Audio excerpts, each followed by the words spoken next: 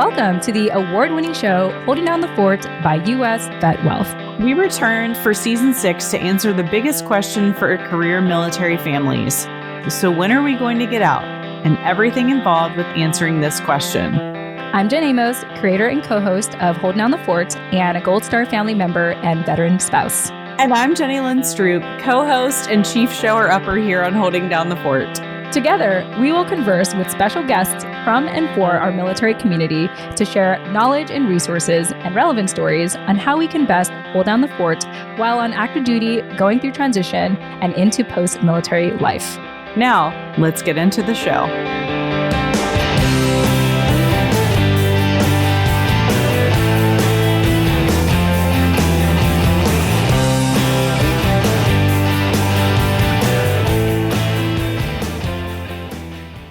When you hurt so bad, you think that people don't love you.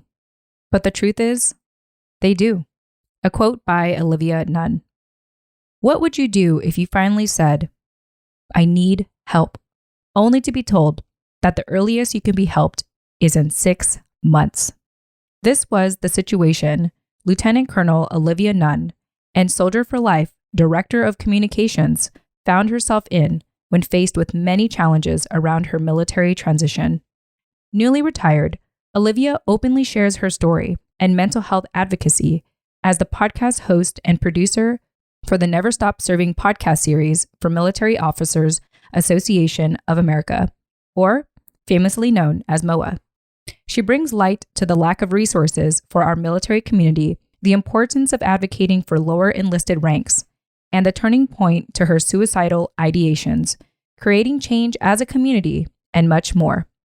Let me set this disclaimer and say that if you or someone you know is experiencing suicidal thoughts or a crisis, please reach out immediately to the Suicide Prevention Lifeline, which is 1-800-273-8255. In addition to the Lifeline phone number, the 3 digits 988 has been designated as the new 3-digit dialing code that will route callers to the National Suicide Prevention Lifeline. So once again, if you or someone you know is experiencing suicidal thoughts or a crisis, please reach out immediately to the Suicide Prevention Lifeline at 1-800-273-8255 or by simply dialing the new 3-digit dialing code 988. Of course, we will also provide additional resources in the show notes of this episode, should you be looking for more resources. Olivia, it was a pleasure having you on the show. Thank you so much for your honesty and your transparency, as I know you're already comfortable with, as we know on your social media. But either way, it really meant a lot to have spent the time we did with you in this recording to hear your story and hopefully share some inspiration to our listeners. Last but not least, the show is possible thanks to U.S. Vet Wealth. For our service members at the rank of E7, E8, E9, O5, and O6, it's a fact that you've invested decades to earn your military pension. At U.S. Vet Wealth, we ensure that you don't wait another 20 years for your second retirement. We do this by showing you how to privatize your military retirement pay. However you want the next chapter of your life to look like, whether it's getting that supplementary paycheck because you want to work, not because you have to work, starting a business, or, you know what, taking a break before figuring out your next career or adventure. Privatizing your military pension will give you the ability to decide what autonomy, impact, and work-life balance looks like for you in post-military life. Download our free white papers today at usvetwealth.com. That's usvetwealth.com, which are titled Navigate Your Retirement Pay and Survivor Benefit Plan Alternatives today. Once again, our white papers are available for our career military families with the following ranks: E7, E8, E9, O5, and O6. At our website, usvetwealth.com. That's usvetwealth.com. You can download these white papers once again for free, no email opt-in necessary. Thank you so much, U.S. Vet Wealth, for sponsoring Holding Down the Fort. Now, without further ado, please enjoy today's conversation with Olivia Nunn.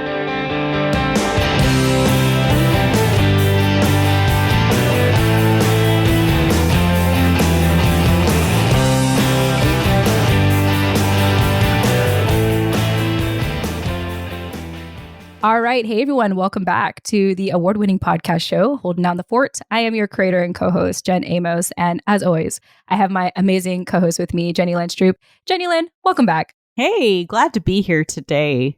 Yes, I know. We are especially excited, as we always are, actually, when we do these conversations. It's so interesting because like the day before, I'm almost like, for lack of a better term, like dreading the experience of interviewing. But when I'm actually in it, it's like extremely exciting because it's what you mentioned in like a couple seasons ago when you said that these conversations are very life-giving. Mm-hmm. And I feel like I get off of these conversations just feeling like rejuvenated and affirmed, you know, for the work that we're doing. So thank you for sharing this experience with me on our podcast show. Of course. It is one of my most favorite things. I love it. And I love that you say that every time because it's like, oh my gosh, she still wants to be here. It makes me so happy. All right. Well, without further ado, as I mentioned, we're pretty excited because we get to bring on another incredible guest here on Holding Down the Fort. We have Lieutenant Colonel retired Olivia Nunn, who is the podcast host and producer for the Never Stop Serving podcast series for MOAA. And fun fact, she's a queen, but not just any queen, a pageant queen. So without further ado, Olivia, welcome to Holding Down the Fort. Thank you so very much for bringing me onto your show. I'm super excited to be here. Thank you. Yeah. And I want to extend my gratitude to you for inviting Jenny Lynn and I to your show, just because I think that MOAA was an organization we had been meaning to collaborate for some time now. I know even Matthew was working with us, Jenny Lynn, your husband, to... Our unofficial PR guy.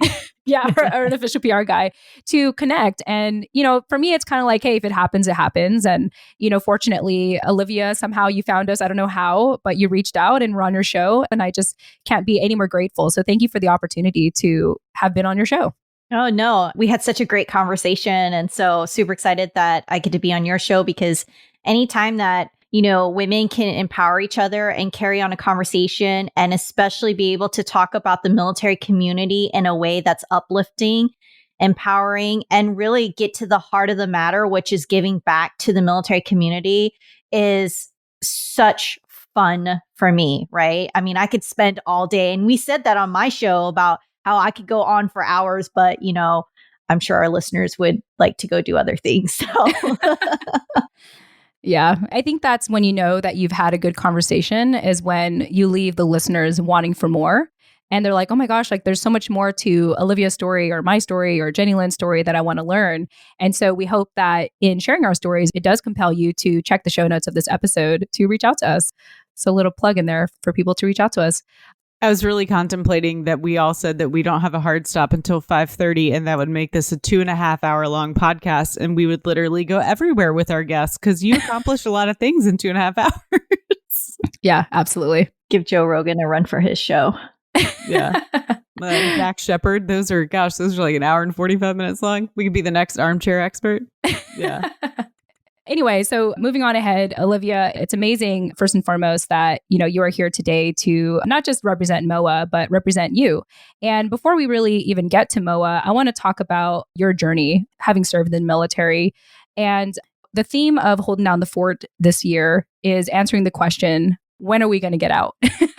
And I know your story is still very fresh. You know, you're still fairly new in post-military life. So tell us a little bit about your experience in the military, particularly right before you transitioned to your transition. Yeah, for me, so I just recently retired. I retired in September 2021. So I'm on the heels of retirement. And right before that, you know, I went through that transition window of, what am I going to do? How am I going to do that? And trying to figure out what is the Olivia Nunn 2.0. And the nice thing about that was I had a toolkit. I had an arsenal because for your listeners that aren't familiar with who Olivia Nunn is, I worked for this organization called U.S. Army Soldier for Life, whose job is to help transitioning service members at the strategic level. And I served as the director of communications, a fancy title as being the public affairs officer. And I ran their social media, their messaging, and their podcast series. And that allowed me to be able to come in contact with organizations at every single level across the nation, from employment to health and wellness to education. And so that gave me such an eye-opening experience to help prepare me in my transition. But even though I had that arsenal, it also didn't necessarily prepare me in my own transition. There were still gaps in that process. And even though I was well equipped, I wasn't well equipped to transition because I went through a very personal transition. And what I mean by that is I went through my own mental health crisis as I was leaving the Army.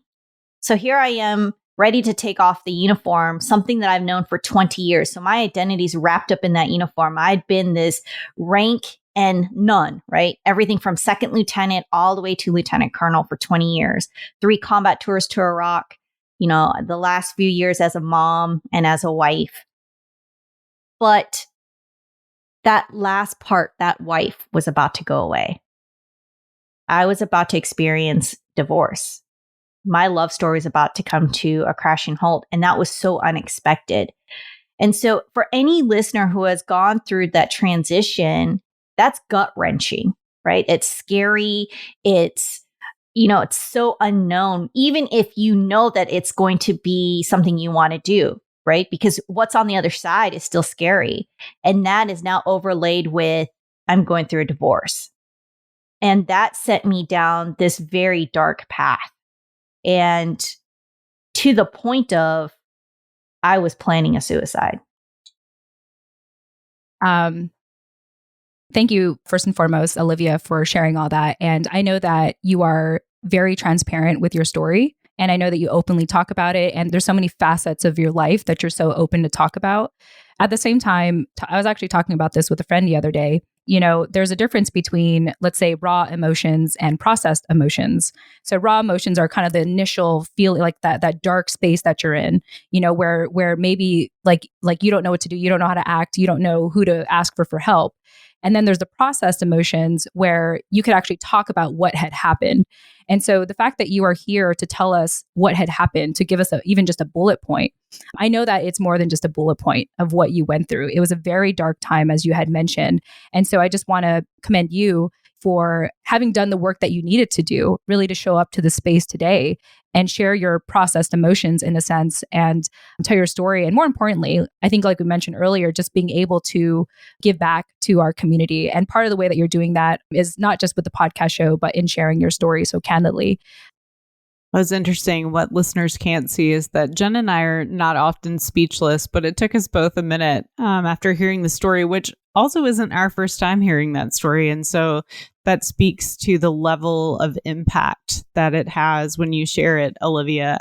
And also, working in mental health, like it just really breaks my heart to know that here you were, somebody set up with so many resources, and the resources that you needed when you needed them weren't right there.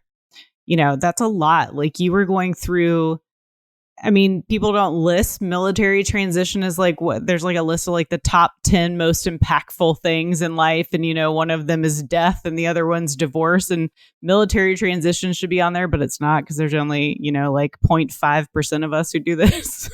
But, you were going through like a lot, like a handful of the largest things that cause people to have mental health issues and to need extra support. And, I just appreciate you sharing that so beautifully. Thank you.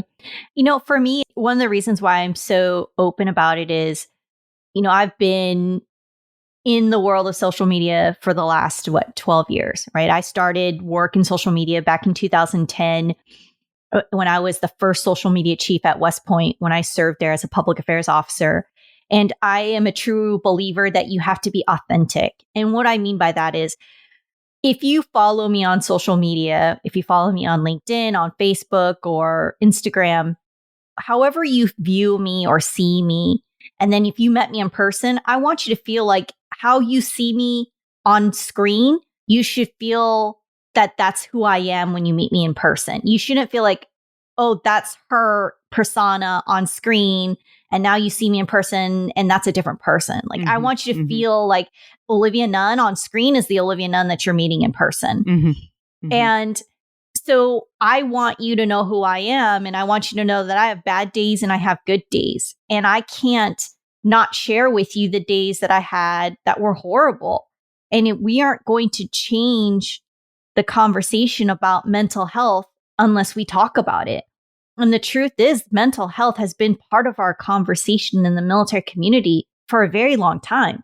We just didn't talk about it openly. We talked about it in hushed corners because we were so afraid of the negative impact it was going to do to our careers. If we talked about it, it was going to destroy our careers. If we talked about it, it was going to remove us from our leadership position. If we talked about it, it was going to do these X, Y, Z. And we're starting to see a shift at the highest levels that it's not doing that we can talk about it, that it is a good thing to talk about, but there still is a stigma. And so I just believe that if we do talk about it, we can change that paradigm. And it's not just talking about it from a positive perspective. We have to talk about it to change the narrative. We have to talk about it to make people aware, both within the military community and outside the military community. And we have to shed light on the fact, and this is something I didn't know until I went through that very real experience. And this is what was mind-blowing.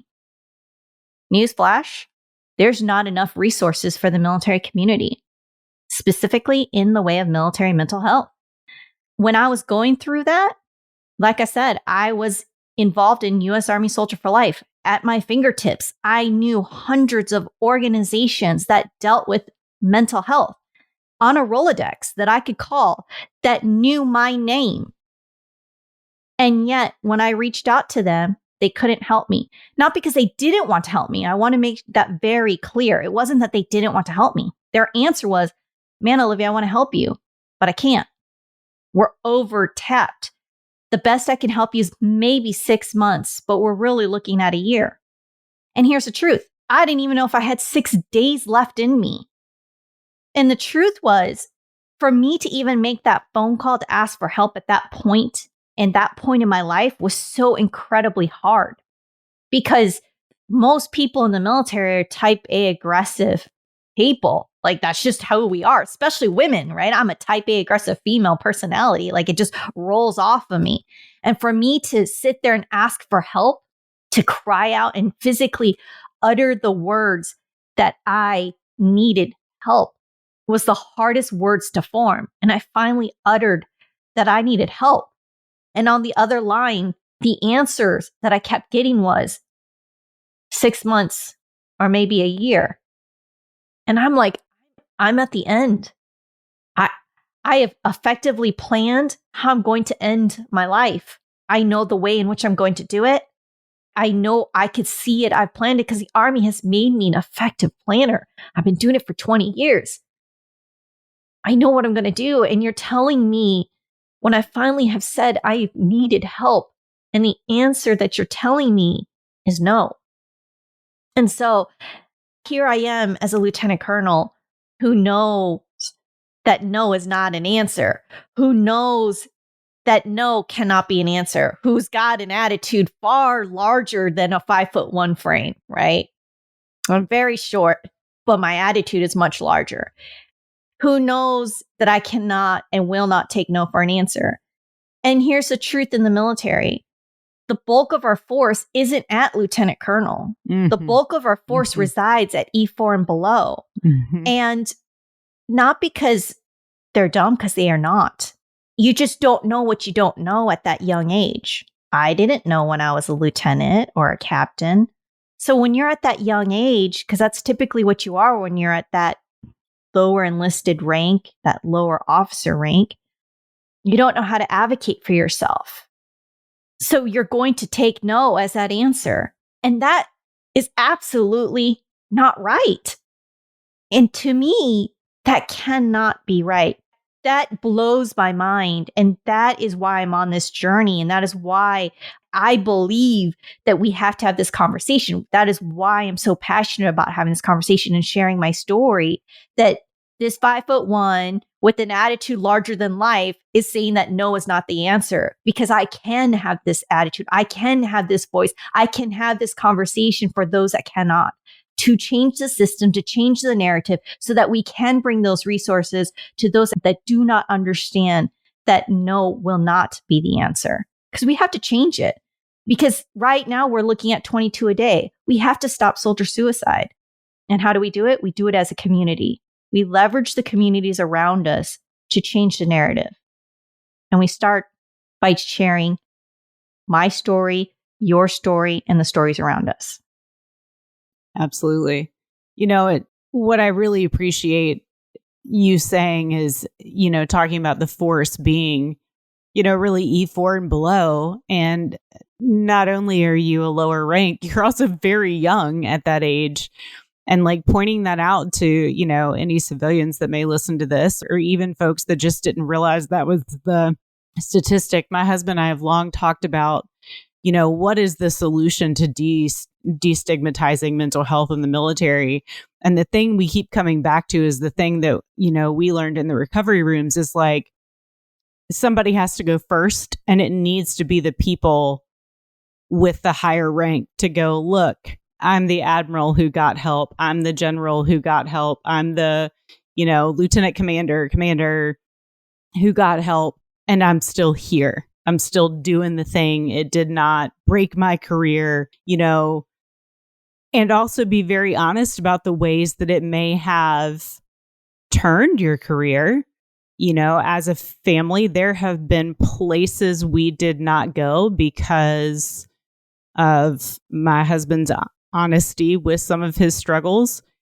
And also that didn't mean that it was bad. Like, it wasn't what we thought was going to happen, but something else did. And that took us down a different path, which, honestly, I can look back and say was the better path for my family, given where we were as a family and the resources we needed at the time. The thing that was quote unquote taken away from us was actually for our good.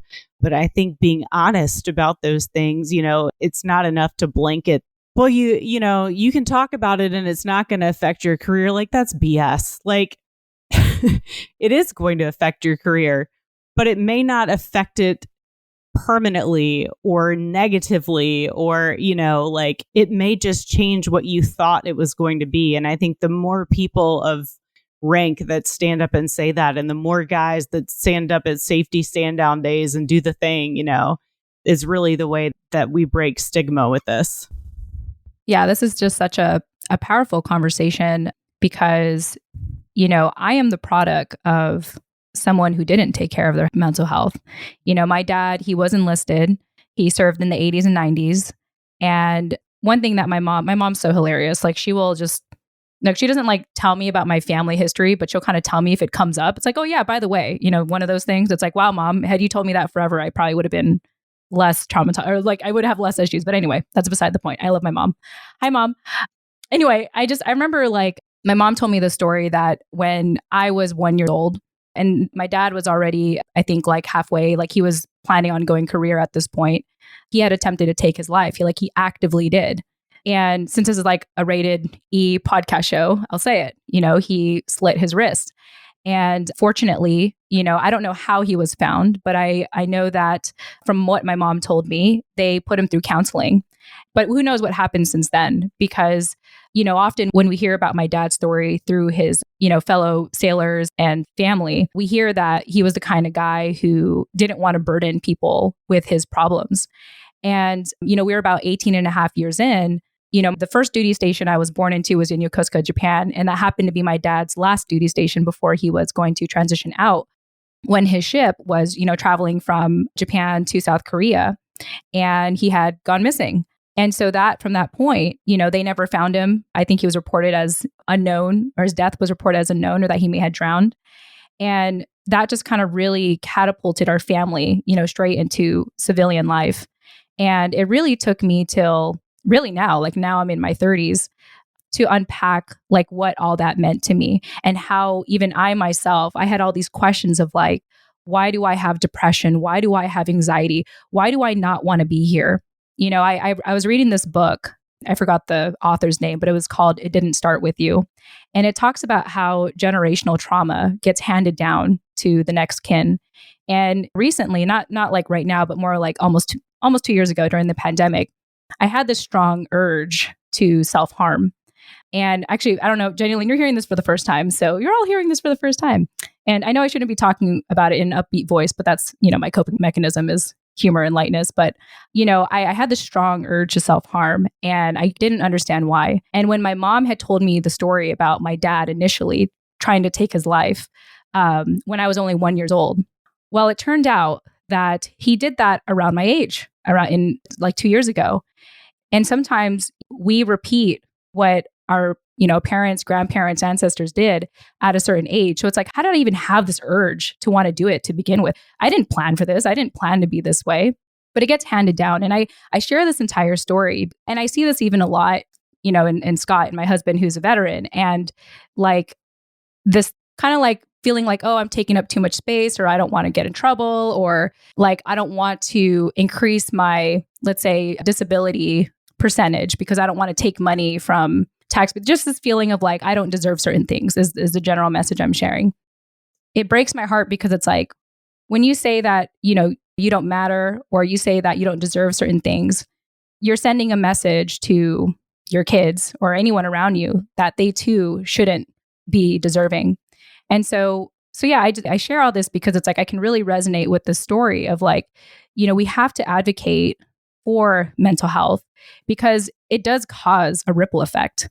It does impact, your loved ones as well. And I don't want to say that as a way to guilt someone who maybe is wanting to attempt. I don't want them to think, well, what about your loved ones? How dare you not think about your loved ones? How dare you be selfish? That's not what I'm trying to say. I am just trying to tell you my perspective of what it has been like to be on the other side of someone who may had possibly taken their life. And maybe, there's a lot of theories, but, one of the theories as to why they marked my dad as unknown is so that we can get our benefits, is so that, we could benefit from Chapter 35 and, my siblings and I go to college, et cetera, et cetera. So yeah, that's just sort of what comes to mind for me. And I think like in talking from all our different perspectives, Olivia, you as a veteran, Jenny Lynn as a military spouse, and I myself as a veteran spouse and a Gold Star daughter, to be able to bring light to this and recognize that how you take care of your mental health impacts like everyone. And it's just something to take into consideration. That's all. And showing how someone like me had struggled and fortunately have gotten to this point in place and time to be able to do a show like this, to show and to share my processed emotions like Olivia has at this point, to bring awareness ultimately. So thanks for listening. I kind of went off there for a while, but Olivia, go ahead. No, but and I think the truth is, and you showed it too, is that it's an ever evolving process. It doesn't go away.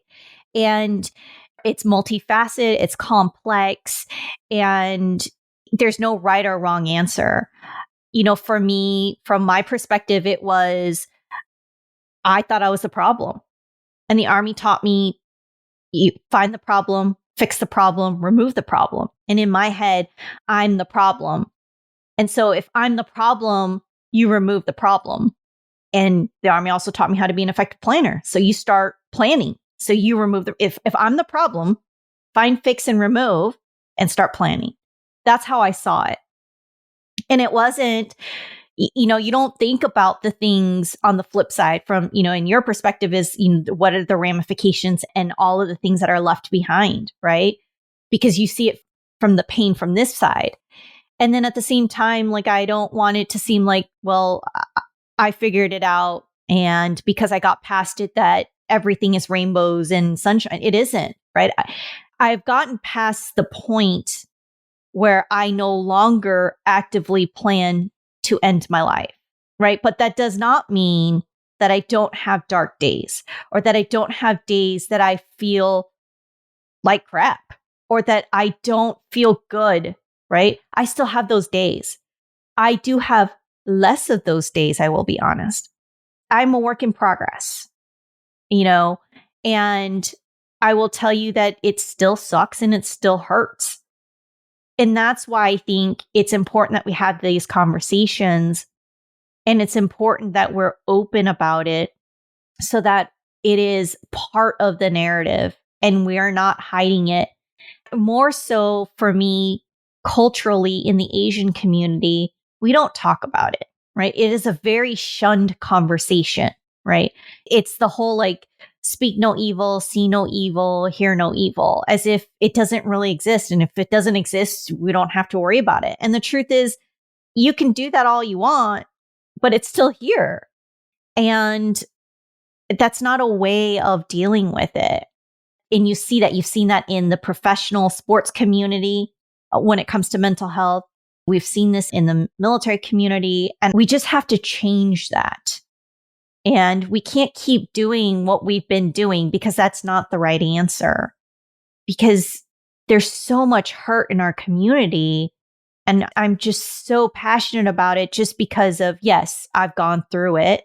I've had friends that have gone through it. And we really just need to work together to start moving the needle in a different direction. Because it's not going to get better unless we do something. So how do we do something? Well, yes, we start with talking. And then the next part is, let's start advocating. And that's where MOAA comes in, this organization that I work for, right? That's why I podcast for them. Because MOAA, Military Officers Association of America, is a nonprofit organization that actually does something, right? They do something by advocating for the military, by going on Capitol Hill, right? On a plethora of topics, many times on behalf of the military in itself, and a lot of times for the military family, which is where talking to you guys came about, right? Because the military family is a huge part of that conversation. That's the backbone of the military. And we have to do that. It is a multi-front effort, right? Both inside the military, outside the military, in conversation with the policymakers and the military family.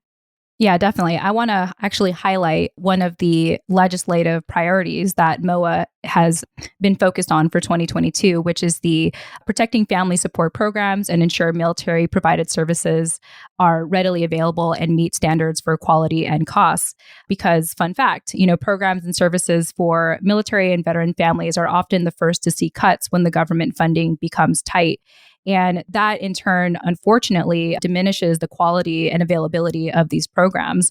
Similar to your story earlier, Olivia, about how even though you had access to all of these resources and organizations and you had the connections and they knew who you were, you had to wait 6 months. And so I just want to give a shout out to MOAA for, their efforts to, try to continue to improve the quality of these services, for our military families, because if anything, it's even a great incentive for the military, because if they're providing good services, then you're likely to maintain or retain your service members. You don't want to leave. You appreciate the incentives of being in service, especially, choosing to volunteer. As, we were mentioning in a previous conversation, the military has been a volunteer force since the 70s. And so if you want to keep us here and you want us to say good things about the community, take care of us, right? And considering, anyway, I think I'll leave it at that.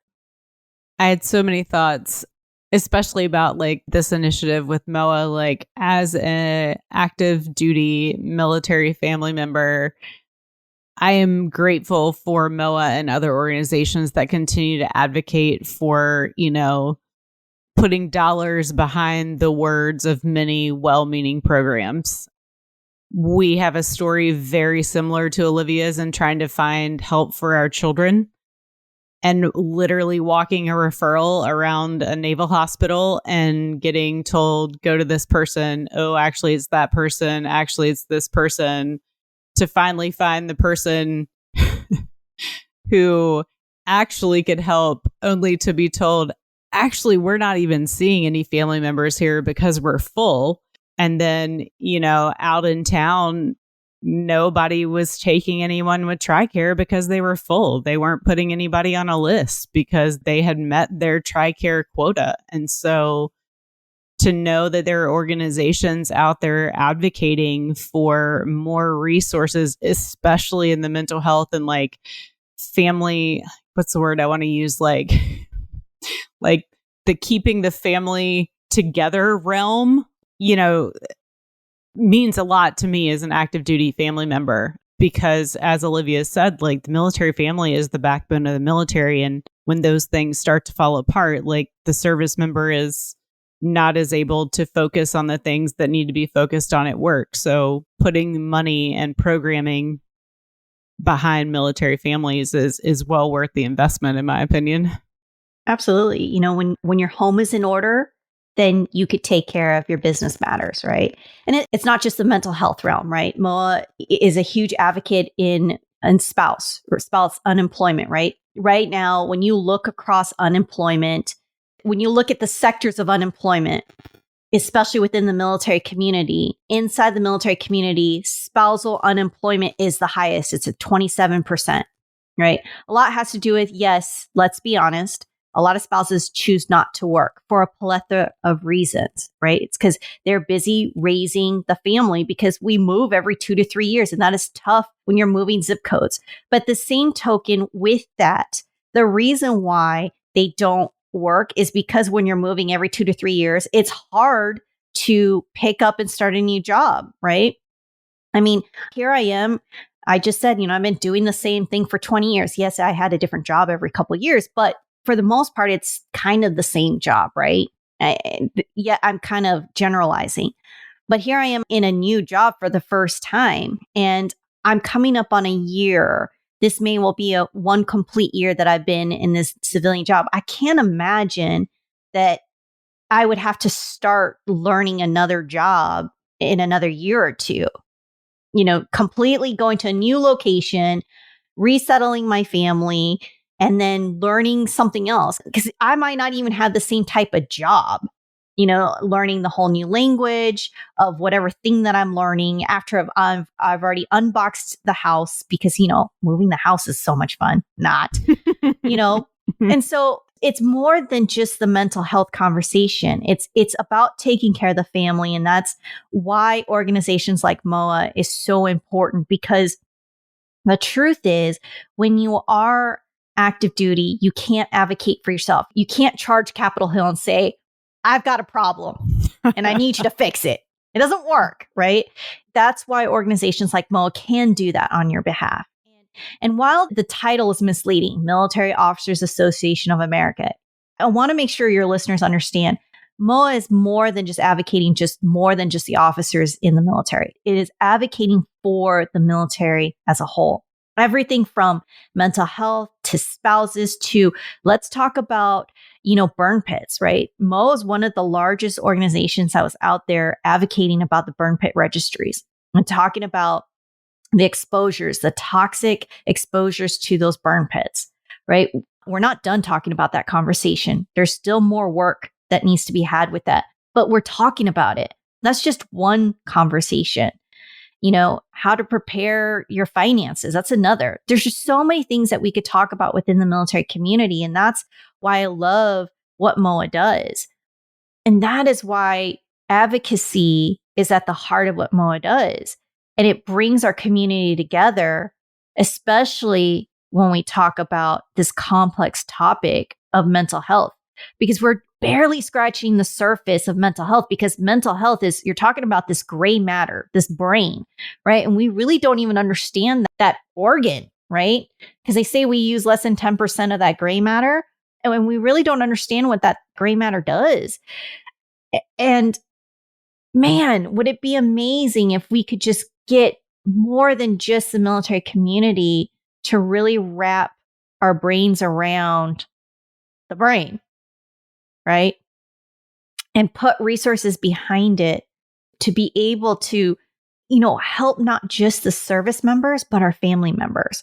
Because mental health not only impacts the service member, but the family. Trauma leaves its sticky residue, not just on the service member, but to the family members, right? I mean, Jenny Lynn, you talk about that as a spouse, and Jen, you talk about that, right?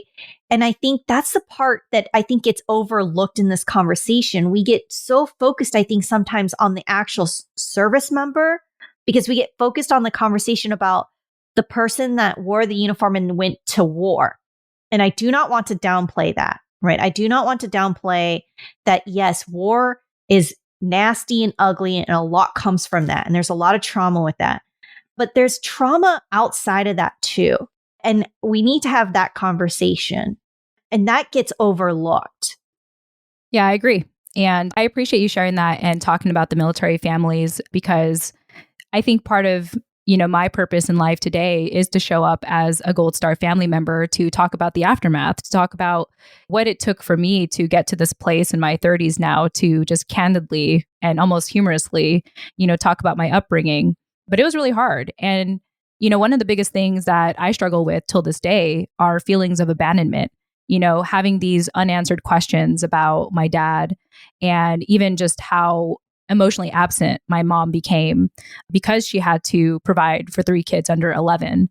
And so it's very interesting how even till this day, and I'm really grateful to be in therapy, but to have like certain triggers that come up and not even know they're triggers until I talk about them in therapy and be like, oh, well, look at that. Abandonment came slipping into my life again, and just being able to have the tools and the support to work through it. Because otherwise you just kind of relive that trauma over and over again, and I think about, even my past romantic relationships and how, even if I was in a relationship, I would still feel like emotionally abandoned or emotionally neglected.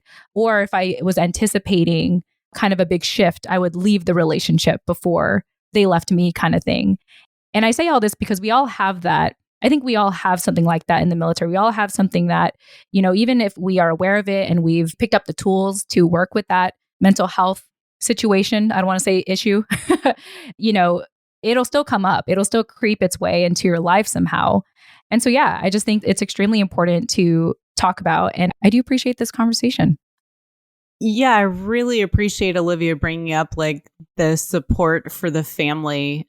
A conversation that was particularly difficult in my before we all got help was, one of us went to war, and therefore that's where the issue lies. One of the conversations we had in our house is like, well, only one of us went to war, so what's the matter with the rest of you? And, when we discuss military and veteran mental health, we often picture like the person in the uniform. Oh, they've come home with the signature wounds of post 9/11 conflict. Oh, it's TBI and MTBI and PTSD.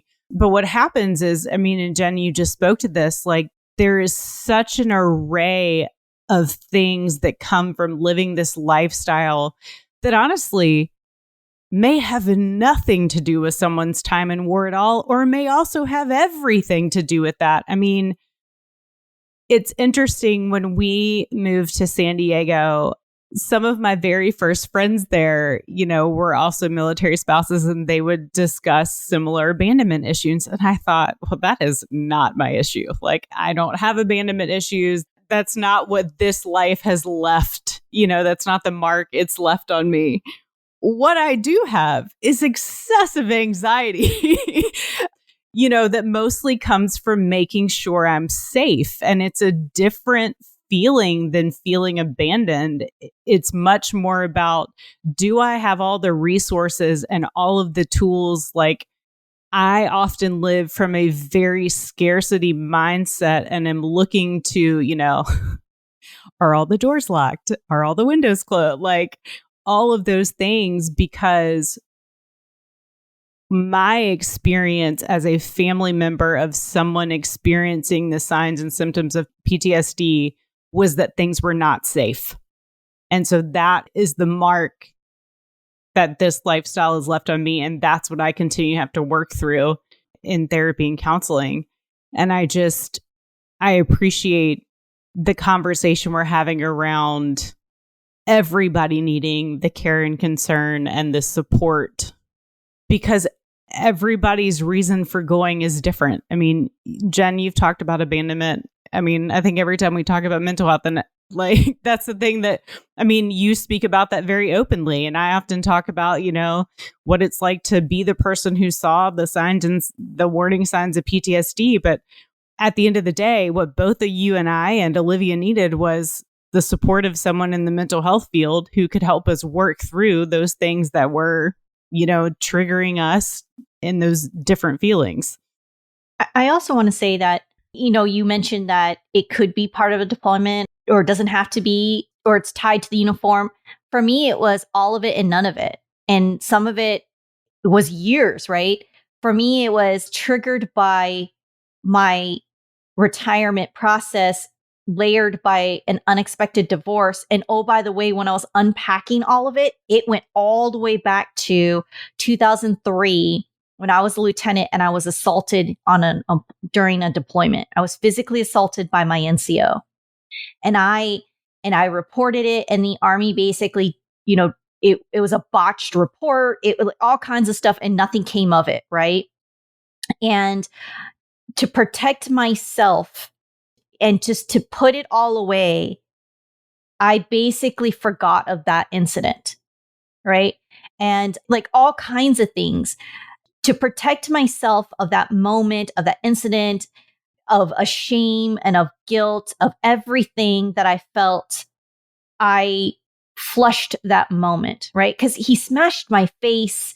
He almost broke my arm and like all kinds of stuff. And I told myself like I wasn't worthy of conversation because it wasn't a sexual assault. It was just an assault, like all of these things because of one reason or another. And so it took literally 20 years to finally come to grips with all of these events and all of these traumas, to come to grips with trauma in my life and the fact that I've been dealing with mental health for a very long time. So it's not just one singular event that all of a sudden it's like, I have mental health now. Well, sometimes it takes time and there's layers to it. And the truth is that I needed help and I didn't know I needed help. And like I said earlier, is that when I realized I needed help, there wasn't enough help out there. And that is what I want, your listeners to really focus in on, is that at the end of this conversation is that these communities need to work together to change the narrative. And that changes, how do we get more resources to the community? That is the end state. Right. And I hope that these stories, I hope my story, Jenny Lynn's story, Jen, your story, all of it moves us in a way that the end state is more resources. That is my hope and wish. Amen. I want to go back to just this plan that you had, the plan to essentially take your life, and what was the turning point for you. And before I get into that, I want to go ahead and give a shout out to our sponsor, US Vet Wealth, and talk about Holding Down the Fort's sister podcast show, The Spouse Benefit Plan. It's no secret that there's a lot to plan for when the decision has been made to transition out of the military. In asking the question, when are we going to get out? You now shift from the mentality of following orders to now taking an intentional, active role to planning for post-military life. But where do you even begin? Holding Down the Fort's sister podcast show, The Spouse Benefit Plan by US Vet Wealth, focuses on helping career military families make intentional decisions before transition. Aside from answering the question, when are we going to get out? The most important decision being, do we keep or opt out of the survivor benefit plan? But before you could even answer that question, the first step to making this decision is understanding what the survivor benefit plan protects, which is the military pension. Check out the Spouse Benefit Plan's latest episode, episode 3, titled, Here's What to Say the Next Time Someone Says, Thank You for Your Service, which has been written specifically to educate what the military pension is really about in relation to the service member and the military spouse. And here's a hint. The military pension is more than just a retired monthly pay that the veteran receives for the rest of their life. Listen to the show now by subscribing to the Spouse Benefit Plan on your preferred podcasting platform, or check out our show sponsor website, usvetwealth.com. That's USVETWEALTH.com. All right, and we're back. So, Olivia, you have been so transparent about this plan that you were going to essentially remove yourself as the problem. I'm sure we can get into more detail about it. What I'm most curious about, because obviously you're here, you're still here, and we're so grateful, to be with you, for you to tell the tale. What was that turning point for you? What was that moment where you were like, I'm not going to do this. I can't do this. Or however you had that moment. And I really would love for you to be as detailed as you'd like, just because I hope that anyone that is listening to this, if they are in that similar situation, maybe what you're about to share may give them that reason to not take their life. And so would you care to share that story? Yeah. So for me, there were a few things. So faith is my number one. And for me, faith is I am a follower of Christ. And my battles were fought on the knee. And in that moment where I was like, I'm done. Like I was actually at this desk and I didn't want to breathe anymore. My chest just hurt. I was like, I'm done. Like if I didn't take one more breath, I would be okay. And there was just something that was just said, get on your knees, just pray one more time. And I did. And I don't even remember what it was that I prayed for. I don't even remember if I necessarily prayed for another breath of life. I think it was just like, I just remember saying, I hurt. I hurt and I just wanted my life back, right? I wanted my marriage. I wanted my life the way it was. And to me, it was beyond asking why. I hurt. And the second part was I got a phone call. And I believe that everything happens for a reason. And you have to have purpose, right? You have to have purpose and direction. And that purpose came. And that purpose was, what are you doing? Well, I wasn't about to answer that. I want to take my life, right? Because the truth is, I'm a public affairs officer. I'm on camera. I know how to turn it on. And it was just literally, what are you doing? And I didn't know how to answer that. And it was just, nothing. But it was enough where they knew that it was a lie, right? They're like, and they knew it, but they left it at that. And they're like, okay, well, you figure out what you're doing. So I was at this desk. I had just prayed. I felt shattered. And I got a phone call. What are you doing? And it simply was, I didn't know how to answer it. And it wasn't a very long conversation. But when I hung up, it made me realize, what the hell was I doing? It stopped me enough to realize, what was I doing? And it made me think about, if I did go through with my plan, and if I had to answer that to somebody, how was I going to answer it? Then I made a phone call. And I called a friend. And I said, I need help. And I have called every single number. And everyone's telling me they can't help me. And they're like, okay, try this number. And I did. And I was able to talk to one counselor. And that counselor just so happened, she used to work in the military community and understood how the military community system worked. Honestly, I don't even remember which nonprofit organization I ended up talking to. I was able to get 3 free counseling calls, I think each an hour long. I talked to her for maybe 20 minutes. And like I said, she understood the military system enough. And I conveyed to her that I'm done and I want to end it all. And she said, you need to go right now. She's like, where do you, she happened to actually be in Virginia. And she said, you need to go to Fort Belvoir and you need to go to behavioral health and do an emergency walk-in. She's like, you need to tell them that you have suicide ideation and you need to do a walk-in. And she says, in fact, she's like, where do you live? And I told her where I lived. And she says, okay. She's like, how long does it take you to get there? I said, about 45 minutes. She said, okay, I'm going to time you and you better call me back. Here's my personal number, because I called through an app. She says, in 45 minutes, I better get a phone call. If not, I'm calling 911 on you. And you better tell me you're standing in line. So I called 45 minutes and I told her I'm standing in line. And I went to behavioral health and I called and I said, I'm standing in line at behavioral health. And I told behavioral health exactly what she told me to tell behavioral health at Fort Belvoir.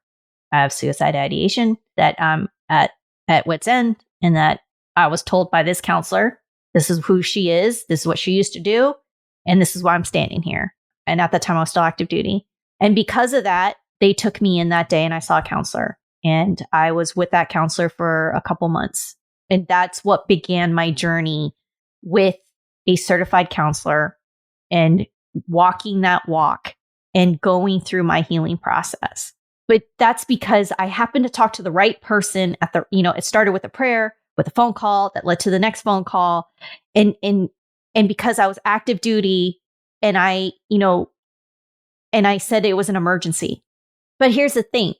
It worked for me on that day. That doesn't always work for everybody, right?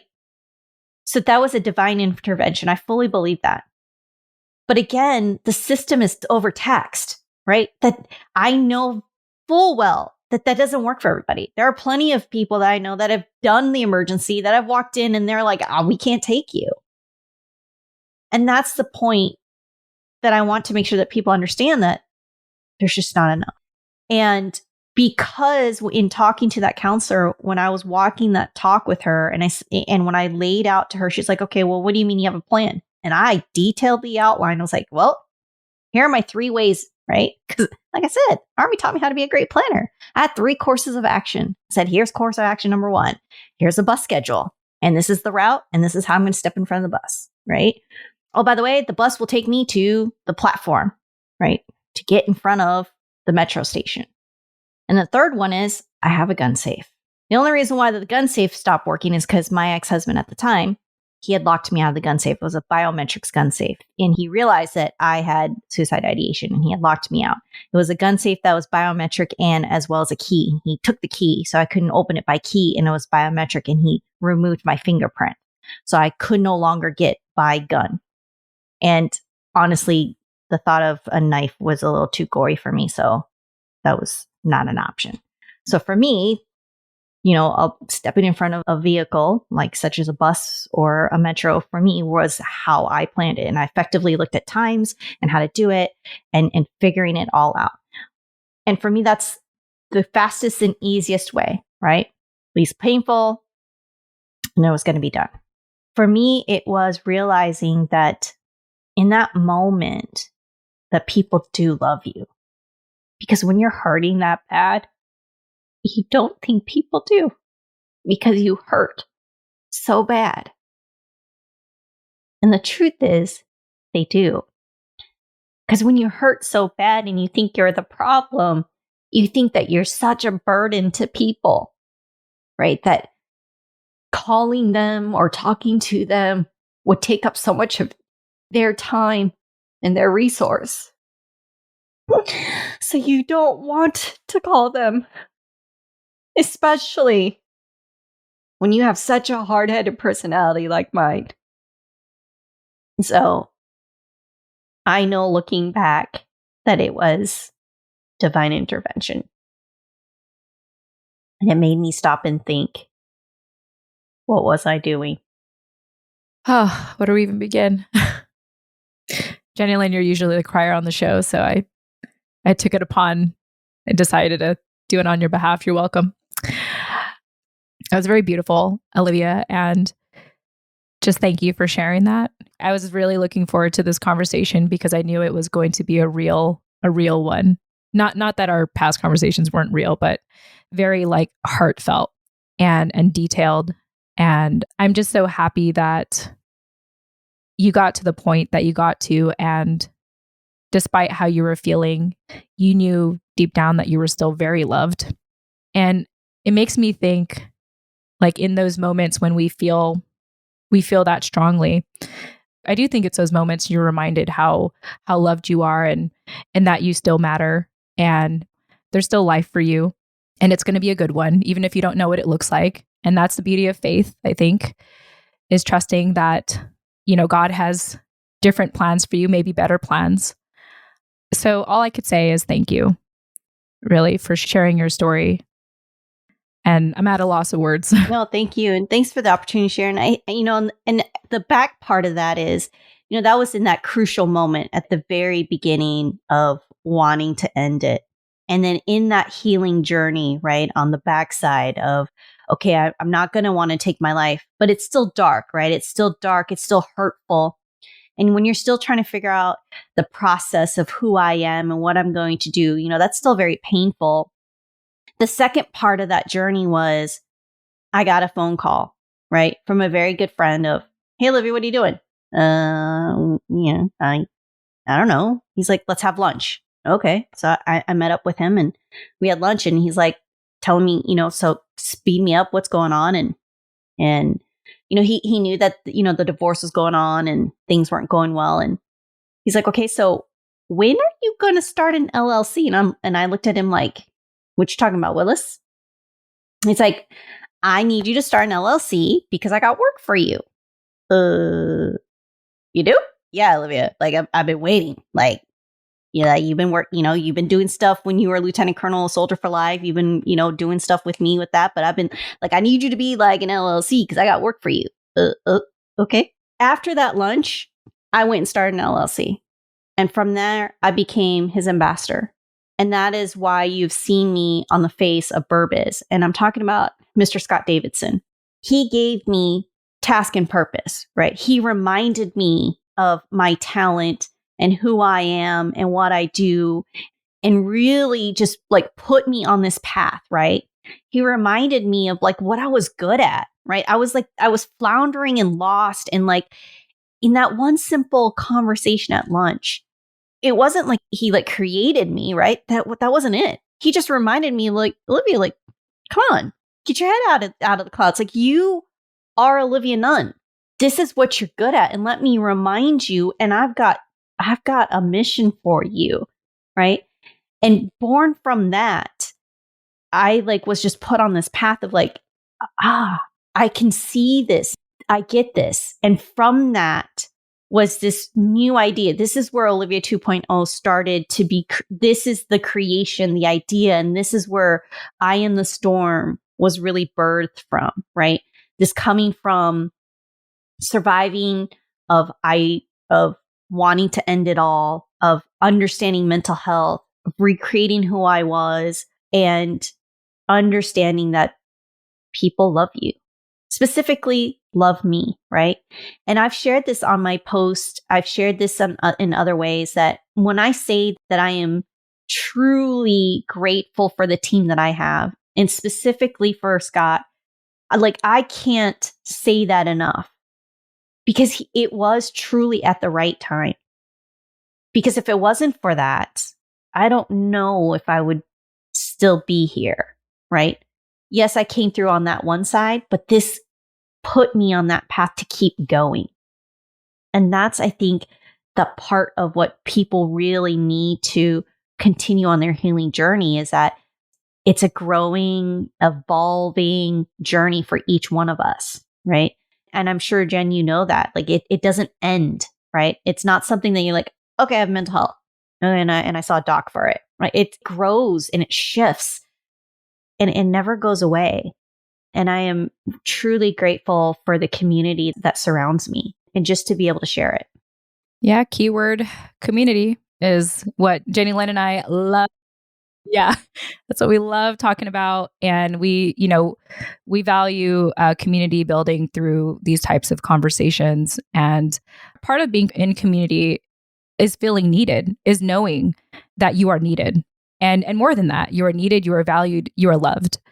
And, shout out to Scott, not my husband, but you're Scott, for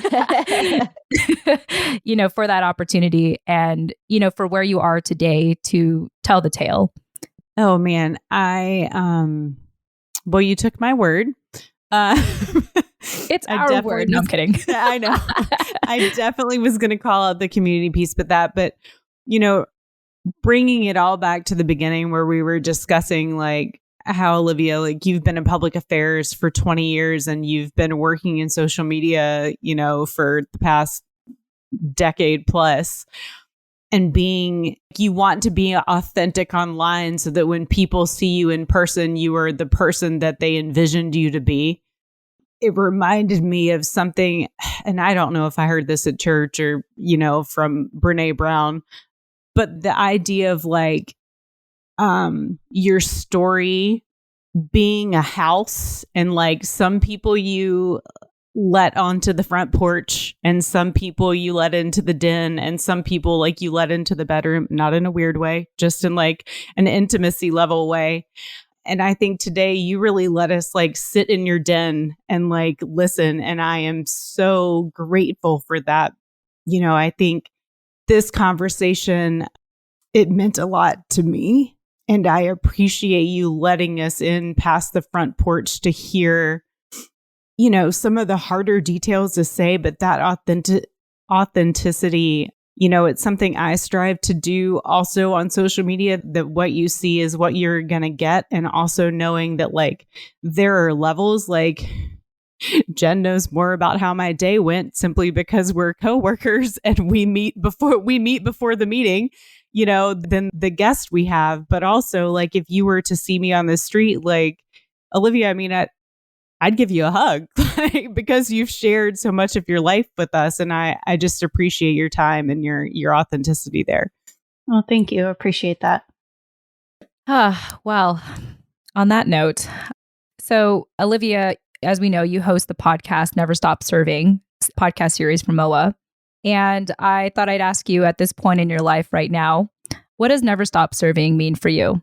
I think really for me, it's giving back. It's, I say this a lot in my post is that my heart remains with the military community. And I think for me, the MOAA slogan is just that, is that you just never stop serving.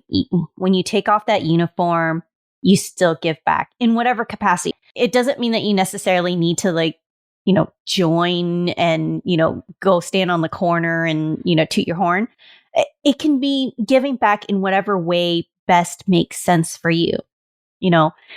I would love for your listeners to find out more about MOAA and to join, right? You can join MOAA for free. That's at entry level. And then there's obviously tiers to that membership.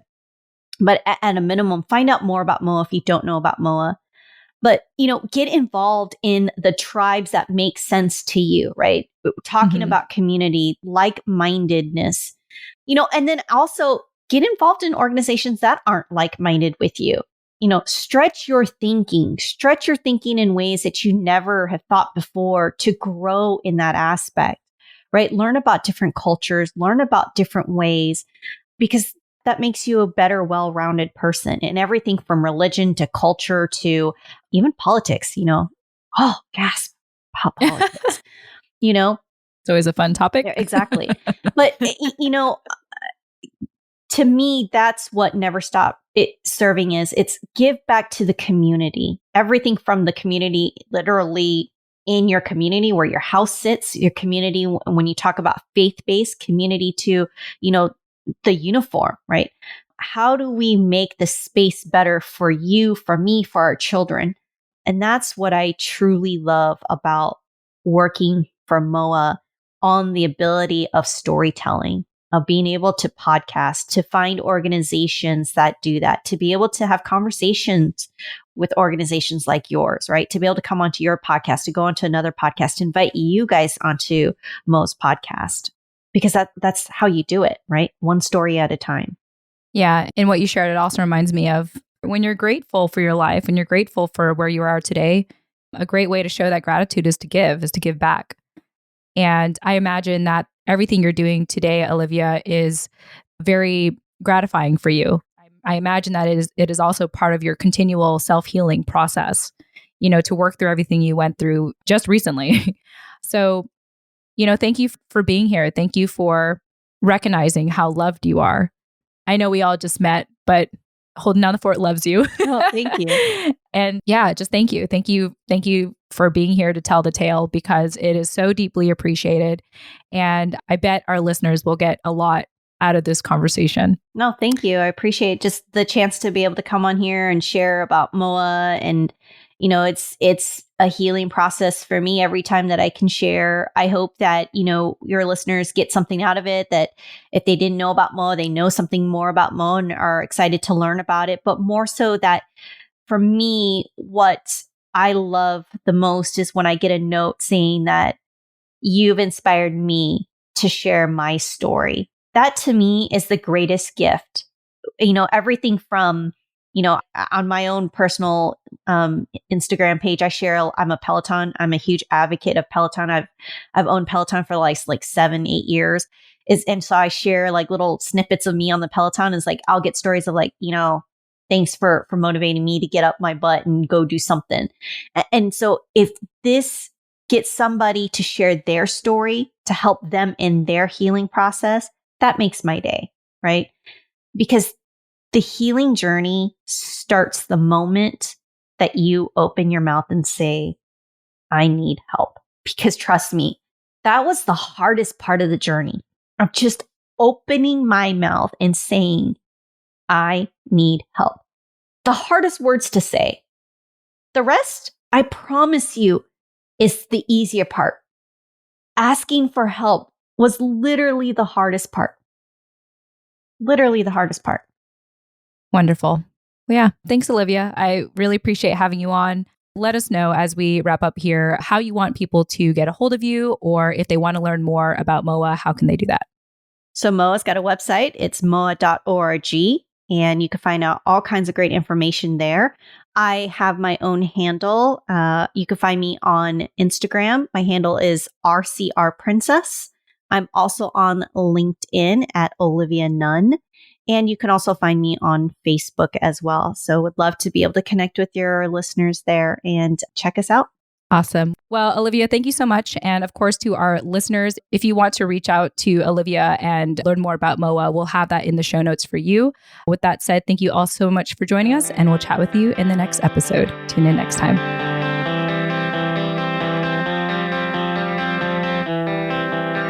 Hey, thanks again for joining us at Holding Down the Fort by U.S. Vet Wealth. Once again, I am your co-host, Jen Amos. And I'm Jenny Lynn Stroop. Thank you so much for listening to our show. If you've gotten a lot out of our conversation today, be sure to leave us a 5-star rating review on Apple Podcasts or Podchaser. Or you can leave us a kind LinkedIn recommendation on our LinkedIn profiles. Learn more about Holding Down the Fort by visiting holdingdownthefortpodcast.com. And there you'll also be able to find us on social media and how to contact us directly. Thank you all so much for joining us. Until next time.